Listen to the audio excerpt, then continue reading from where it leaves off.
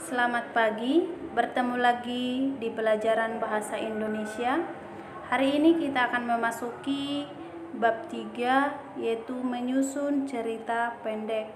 Ibu harap anak didik kami pada saat ini semuanya dalam keadaan sehat agar dapat mengikuti pembelajaran kita pada pagi hari ini. Sekarang kita masuk ke tujuan pembelajaran. Tujuan pembelajaran yang pertama yaitu siswa diharapkan mampu mengidentifikasi cerita pendek. Yang kedua, siswa mampu memahami definisi cerita pendek. Dan yang ketiga, siswa mampu membedakan cerita pendek berdasarkan isi dan tema. Jadi di pembelajaran yang pertama yang kita lakukan, diharapkan tujuan pembelajaran ketiga poin ini harus anak didik kami pahami dan mengerti sehingga tujuan pembelajaran kita pada pagi hari ini tercapai. Baiklah, di sini kita akan membahas 5 hal yang harus kita kuasai di bab 3 ini.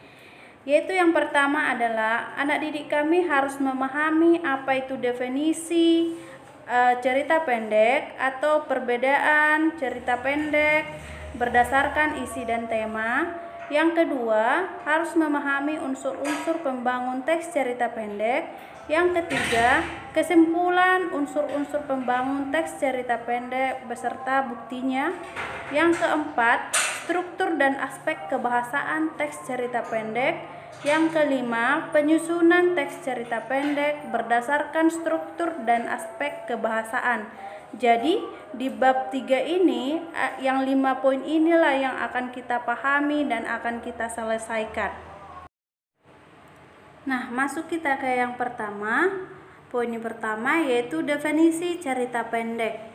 Di sini dapat kita lihat bahwa definisi cerita pendek dalam teori pengkajian fiksi karangan Burhan Nugroho dijelaskan bahwa cerpen adalah sebuah cerita yang selesai dibaca dalam sekali duduk, kira-kira berkisaran antara setengah sampai 2 jam.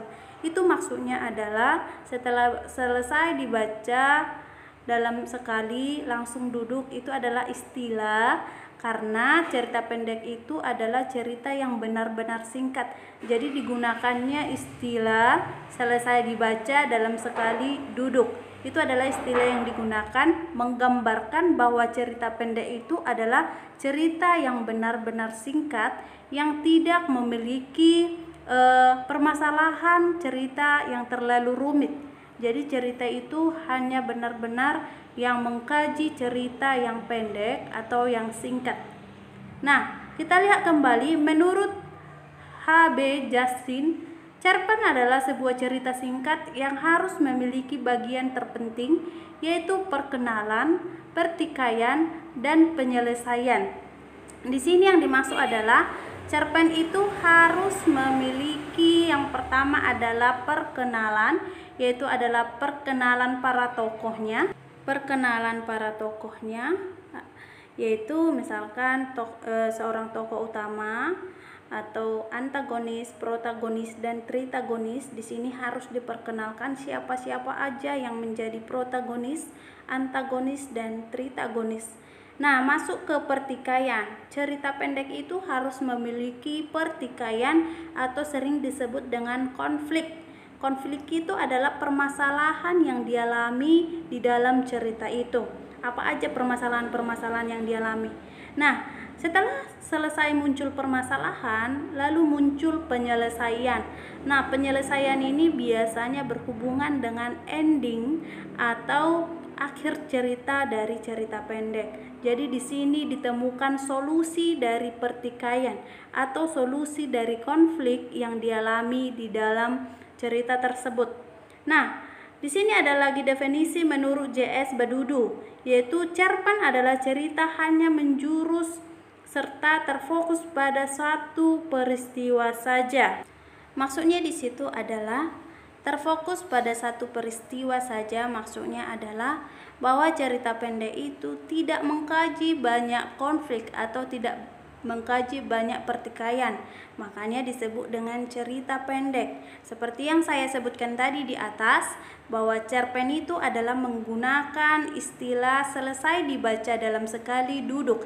Itu adalah istilah yang menggambarkan bahwa cerpen itu adalah singkat. Kenapa tadi singkat? Karena hanya terfokus pada satu peristiwa atau satu permasalahan saja. Selanjutnya kita masuk ke poin yang kedua, yaitu ciri-ciri cerita pendek. Di sini ciri-ciri yang pertama yaitu panjang karangan lebih kurang 10 halaman. Jadi biasanya cerita pendek itu tidak lebih dari 10 halaman. Biasanya paling maksimal itu adalah 10 halaman. Karena cerita pendek itu adalah cerita yang benar-benar mengkaji peristiwa yang singkat. Nah, ciri-ciri yang kedua adalah habis dibaca sekali duduk. Nah, ini adalah tadi yang saya bilang, ini adalah istilah yang digunakan untuk menggambarkan bahwa cerita pendek itu adalah cerita yang memiliki peristiwa atau alur cerita yang pendek, sehingga tidak perlu menggunakan banyak waktu untuk membaca cerita pendek. Jadi ini adalah istilah yang digunakan dalam menggambarkan singkatnya cerita pendek. Maka ini masuk menjadi ciri-ciri yang kedua. Yang ketiga adalah hanya ada satu peristiwa yang menguasai jalan cerita. Jadi hanya ada satu masalah yang dibahas di dalam sebuah cerita pendek. Nah, yang ketiga terdapat konflik tetapi tidak menimbulkan perubahan nasib pelaku. Maksudnya di sini adalah tidak menimbulkan atau tidak menceritakan adanya perubahan nasib. Jadi misalkan seorang tokoh itu adalah awalnya adalah dia seorang mahasiswa, maka sampai ending dia adalah tetap seorang mahasiswa. Atau jika cerita tersebut tokoh utamanya adalah seorang yang miskin, maka sampai endingnya nanti dia adalah tetap orang yang miskin gitu. Jadi tidak ada perubahan nasib pelaku atau tidak ada perubahan sifat pelaku di dalam cerita pendek. Karena tadi ceritanya adalah hanya terfokus pada satu peristiwa atau satu konflik saja. Nah, masuk ke ciri-ciri yang keempat, yaitu adalah perwatakan tokoh dilukiskan secara singkat. Ini adalah perwatakan tokohnya dilukiskan secara singkat, yang artinya adalah tokoh di dalam cerita pendek, yaitu perwatakannya tokoh itu dilukiskan secara singkat, yang artinya digambarkannya sifatnya hanya sekedar, misalkan jika dari awal dia adalah seorang yang jahat, maka dia dari awal sudah dimunculkan seorang yang jahat. Jika dari awal dia adalah seseorang atau tokoh yang baik, maka dari awal dia sudah ditunjukkan bahwa dia adalah orang yang baik. Jadi berbeda cerpen sama cerita-cerita novel yang tokohnya di awal dia baik, belum kelihatan sifat aslinya, kemudian dia di akhir jadi jahat gitu. Bukan seperti itu. Cerita pendek ini adalah cerita yang perwatakannya atau sifatnya sudah digambarkan sejak awal bahwa dia adalah protagonis atau antagonis, begitu. Nah, kita masuk ke bagian yang ketiga, yaitu pembedaan cerita pendek. Jadi pembedaan cerita pendek itu ada dua jenis, yaitu berdasarkan panjang pendeknya dan berdasarkan tema dan isi. Nah, yang pertama kita bahas adalah berdasarkan panjang pendeknya. Cerpen sangat pendek, yaitu biasanya cerpen yang hanya terdiri dari 2 halaman atau 3 halaman. Nah, cerpen panjangnya sedang, ini biasanya terdiri dari 5 halaman sampai 6 halaman. Nah, cerpen panjang biasanya terdiri sampai 10 halaman. Tapi tadi maksimal halaman dalam cerpen itu adalah 10 halaman. Jadi 10 halaman pun itu sebenarnya tetap disebut dengan cerpen, yaitu cerita pendek. Nah, jika berdasarkan tema dan isi, jenis cerpen yaitu cerpen anak, cerpen remaja, dan cerpen keluarga. Nah, ini adalah jenis-jenis cerpen berdasarkan tema dan isi.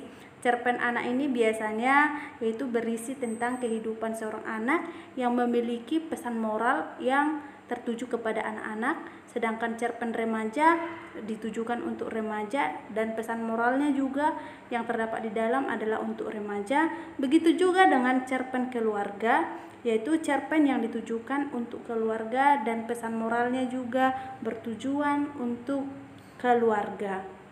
Nah, itulah 3 pokok permasalahan yang kita bahas di pertemuan kita ini, yaitu tadi yang pertama adalah definisi cerita pendek, yang kedua tadi adalah tentang ciri cerita pendek, dan yang ketiga ini adalah pembedaan cerita pendek berdasarkan panjang pendeknya dan berdasarkan tema dan isi. Sekian pembelajaran kita pada pagi hari ini. Kembali kami ingatkan kepada anak didik kami, tetap jaga kesehatan, jangan keluar-keluar rumah kalau tidak perlu, agar kita selalu terlindung dari virus corona. Selamat belajar dan sampai jumpa di pembelajaran berikutnya. Terima kasih dan salam sehat.